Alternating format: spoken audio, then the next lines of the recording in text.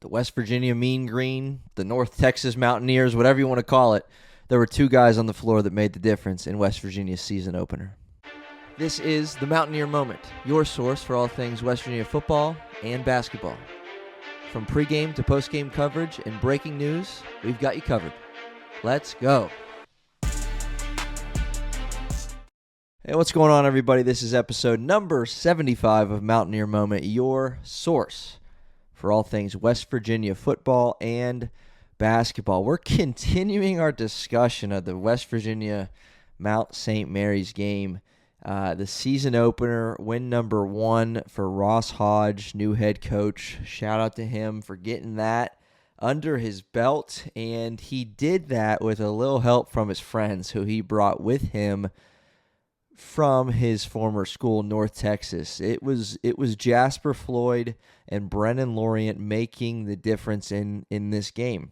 Mountaineers obviously winning by a final score of 70-54, which just 16-point margin, which just so happened to be their largest margin of the game. And so it was never worse than that for Mount St. Mary's, right? They were it was even a 6-point game or so with a handful of minutes left. It was a 6-point game at halftime. There was a lot of struggles that West Virginia, had. It's never like you were watching that game thinking they were gonna lose. But at moments it was a struggle. It looked like it was a game that was played on November 4th because it was. It looked like it was a game made up of an entirely new team and new coaching staff and new schemes and new game plans and adjustments to playing with one another and playing against a different opponent. And, well, that's what it was. Right? There wasn't anything alarmingly concerning from this game. You forced 20 turnovers. You only committed 9 turnovers. You missed a lot of free throws. It just wasn't the prettiest of performances in a 16-point win against the Mount St. Mary's Mountaineers. But West Virginia did prevail, did get the win, and where we're going to focus for this kind of brief episode is going to be on those two North Texas transfers that I just mentioned, Jasper Floyd, Brenen Lorient, because they were head and shoulders above everyone else as far as performance-wise for the Mountaineers. No comparison.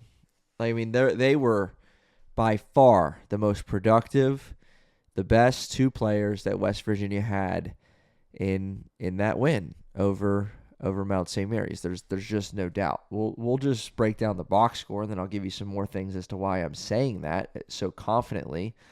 Jasper Floyd, the point guard, we know he's important to this team, obviously, because, backing him is a freshman, Amir Jenkins, who played and did some good things in his 12 minutes played. But Jasper, in 32 minutes, had 25 points, made 9 of 13 from the field, including 1 3 on just 1 attempt, 6 of 9 from the free throw line, 4 assists, and 5 steals. He was active early and often, forced, a few turnovers himself. Forced Mount St. Mary's into because of his pressure defense. Really took advantage of his opportunities offensively. Again, shot the ball well, almost 70% from the floor, meaning and indicating that he was taking what the defense gave to him. And, even Ross Hodge post-game, kind of when asked a few questions about Jasper Floyd, mentioned something that we've heard him say before, but we obviously haven't seen it lived out in a West Virginia Mountaineer context in a game that meant something. Well, this game meant something, and what Ross Hodge was getting at, and how I, if I paraphrase it a little bit, was that Jasper is capable of doing whatever you need him to do. He's very good at identifying what the team needs and being able to go and meet that need. Against the Mount St. Mary's, West Virginia needed him to score the ball. West Virginia needed him to bring, not that we're going to ask him to not bring intensity, but he brought intensity defensively. We're going to need him to, captain the ship, to lead the offense, to be that quarterback out on the court. and he was that. He was, like a player coach on the floor at times. Again, that stems from his experience in Ross Hodges' system, offensively and defensively. He just really, really had a great game, did Jasper Floyd. And you can see some of that,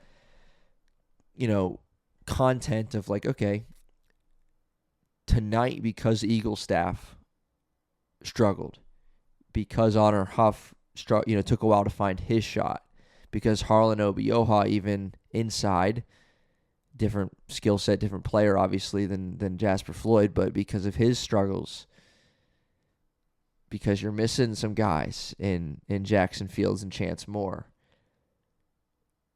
the version of Jasper Floyd that was needed in the season opener was one that was aggressive,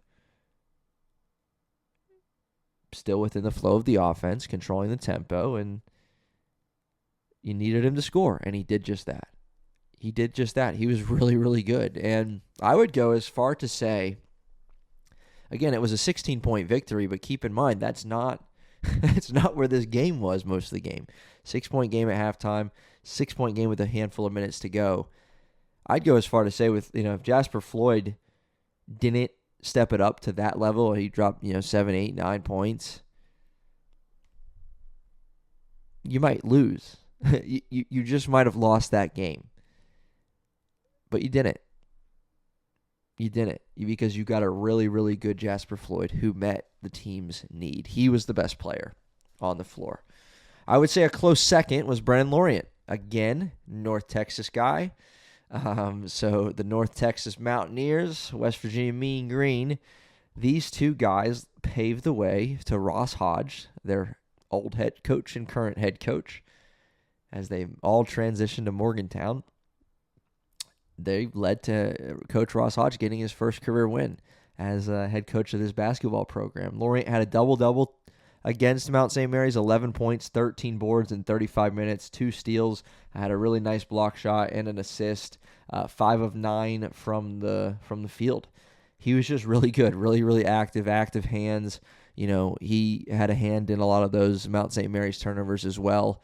He was big on the glass, obviously, because Obioha and his struggles and his foul trouble. Obioha only played 17 minutes, did the big fella, had 3 fouls, and Lorient just stepped up. I mean, West Virginia only had 29 rebounds as a team, and Brenen Lorient had 13 of them. So he was really, really big, and you needed, again, every bit of that. Now, that kind of sounds like West Virginia won by 2 points, but you just needed that level of performance from these two because no one else really did much too special. Next closest, or the second leading scorer was Honor Huff, who had 16, but he was 3 of 12 from the field, 3 of 11 from downtown. A guy that knocked down 131 three-pointers last season at Chattanooga to lead the country. Was obviously 3 of 11 for 27% tonight. That's obviously something that we're going to hope and we know and trust that he's going to figure it out, and he's going to have some games where he just is on a tear. But that just wasn't the case in that season opener. And so, there wasn't too much to ride home about from anybody else.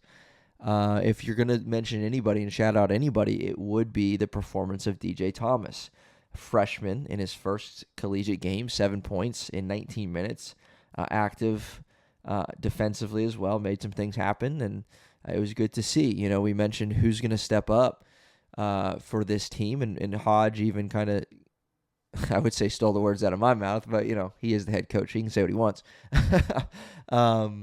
He mentioned, too, this factor of, okay, no Chance Moore, okay, no Jackson Fields. Who's going to step up? And in that season opener, it happened to be DJ Thomas in a pretty decent manner for his first collegiate game. So that was encouraging to see.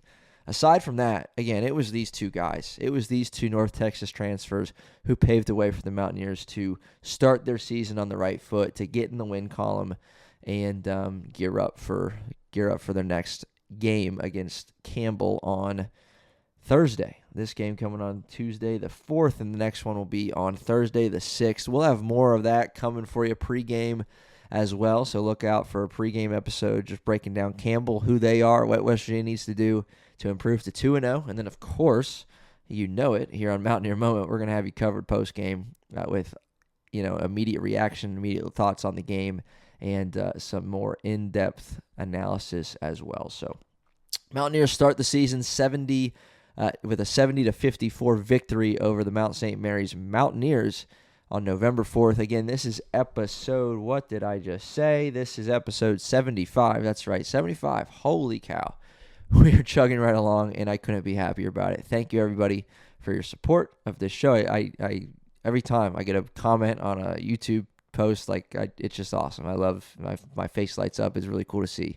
So super thankful for anybody who's watching or listening, whatever platform, YouTube, Apple Podcasts, Spotify, Amazon Music. Please subscribe to the Mountaineer Moment. I would greatly appreciate that, and greatly appreciate you coming on back as we continue to cover Mountaineer basketball and football, and this thing's just getting started. I can guarantee you that.